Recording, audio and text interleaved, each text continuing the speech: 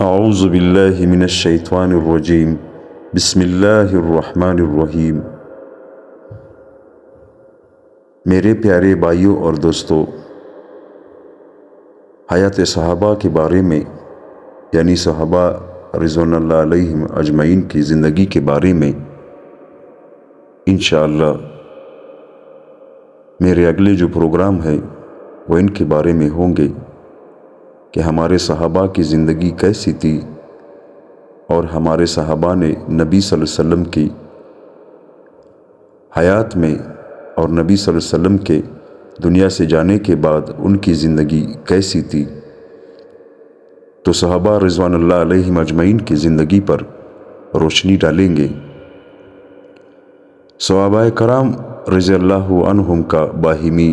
اتحاد اور اتفاق رائے کا اہتمام کرنا اور اللہ اور اس کے رسول صلی اللہ علیہ وسلم کی طرف دعوت دینے اور اللہ کے راستے میں جہاد کرنے میں آپس کے اختلاف اور جھگڑے سے بچنے کا اہتمام کرنا۔ ابن اسحاق سے روایت ہے کہ حضرت ابو بکر صدیق رضی اللہ تعالیٰ عنہ نے ثقیفہ بنی ساعدہ والے دن بیان کرتے ہوئے فرمایا کہ یہ بات جائز نہیں ہے کہ مسلمانوں کے دو امیر ہوں، کیونکہ جب بھی ایسا ہوگا مسلمانوں کے تمام کاموں اور تمام احکام میں اختلاف پیدا ہو جائے گا اور ان کا شیرازہ بکھر جائے گا اور ان کا آپس میں جھگڑا ہو جائے گا اور پھر سنت چھوٹ جائے گی اور بدعت غالب آ جائے گی اور بڑا فتنہ ظاہر ہوگا اور کوئی بھی اسے ٹھیک نہ کر سکے گا۔ حضرت سالم بن عبید رحمۃ اللہ علیہ حضرت ابو بکر صدیق رضی اللہ تعالیٰ عنہ کی بیعت کے بارے میں روایت کرتے ہوئے فرماتے ہیں کہ اس موقع پر انصار میں سے ایک آدمی نے کہا کہ اے امیر، ہم انصار میں سے ہو اور ایک امیر آپ مہاجرین میں سے ہو۔ تو حضرت عمر رضی اللہ تعالیٰ عنہ نے فرمایا ایک نیام میں دو تلواریں نہیں سما سکتی۔ حضرت عبداللہ بن مسعود رضی اللہ تعالیٰ عنہ نے ایک مرتبہ بیان میں فرمایا اے لوگو، اپنے امیر کی بات ماننا اور آپس میں اکٹھے رہنا اپنے لیے ضروری سمجھو، کیونکہ یہی چیز اللہ کی وہ رسی ہے جس کو مضبوطی سے تھامنے کا اللہ نے حکم دیا ہے، اور آپس میں جڑ مل کر چلنے میں جو ناگوار باتیں تمہیں پیش آئیں گی وہ تمہاری ان پسندیدہ باتوں سے بہتر ہے جو تم کو الگ چلنے میں حاصل ہوں گی۔ اللہ تعالیٰ نے جو چیز بھی پیدا فرمائی ہے اس کے لیے اللہ تعالیٰ نے ایک انتہا بھی بنائی ہے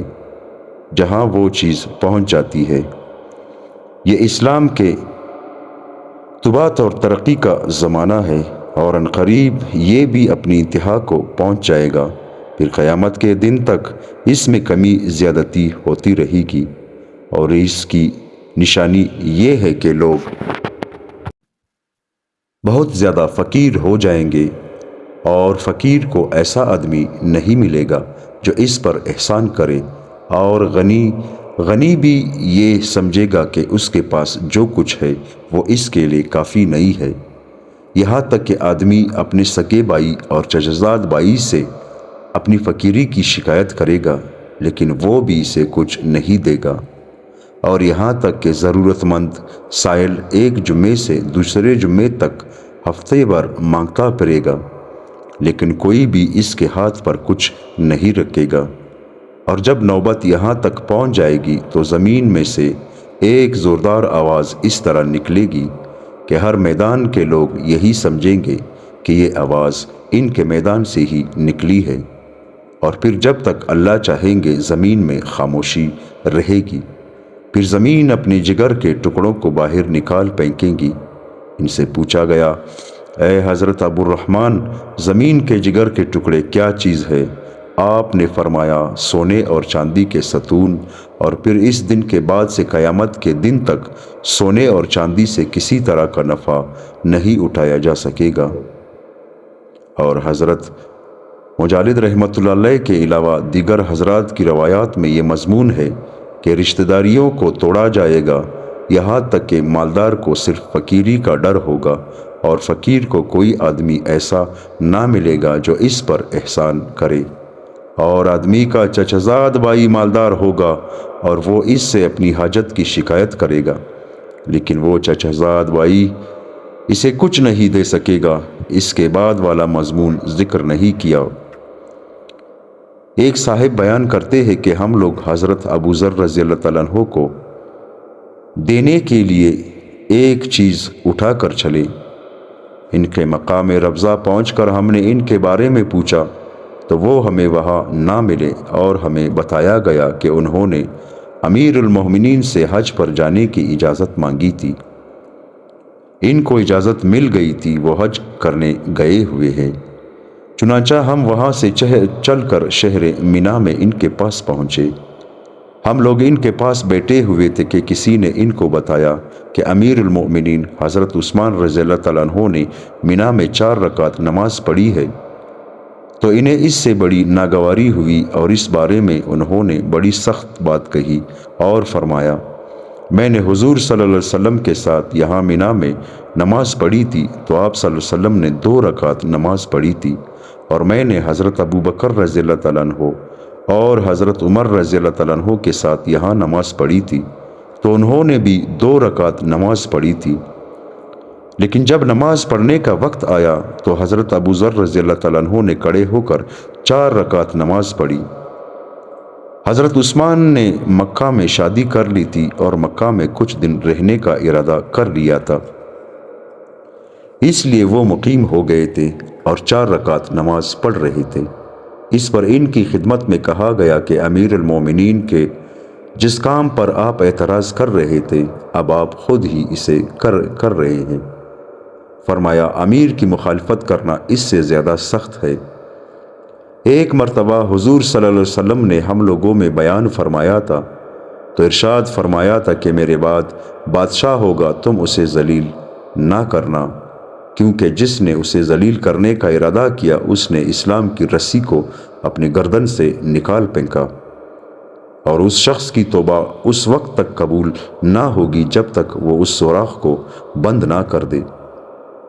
جو اس نے کیا ہے، یعنی بادشاہ کو ذلیل کر کے اس نے اسلام کو جو نقصان پہنچایا ہے اس کی تلافی نہ کر لے، اور وہ ایسا نہ کر سکے گا اور اپنے سابقہ رویے سے رجوع کر کے اس بادشاہ کی عزت کرنے والا نہ بن جائے۔ حضور صلی اللہ علیہ وسلم نے ہمیں اس بات کا حکم دیا کہ 3 باتوں میں بادشاہ کو ہم اپنے پر غالب نہ آنے دیں، یعنی ہم ان کی عزت کرتے رہیں لیکن ان کی وجہ سے یہ 3 کام نہ چھوڑیں۔ ایک تو ہم نیکی کا لوگوں کو حکم دیتے رہیں اور برائی سے روکتے رہیں اور لوگوں کو سنت طریقے سکھاتے رہیں۔ حضرت قتادہ رضی اللہ تعالیٰ عنہ فرماتے ہیں کہ حضور اقدس صلی اللہ علیہ وسلم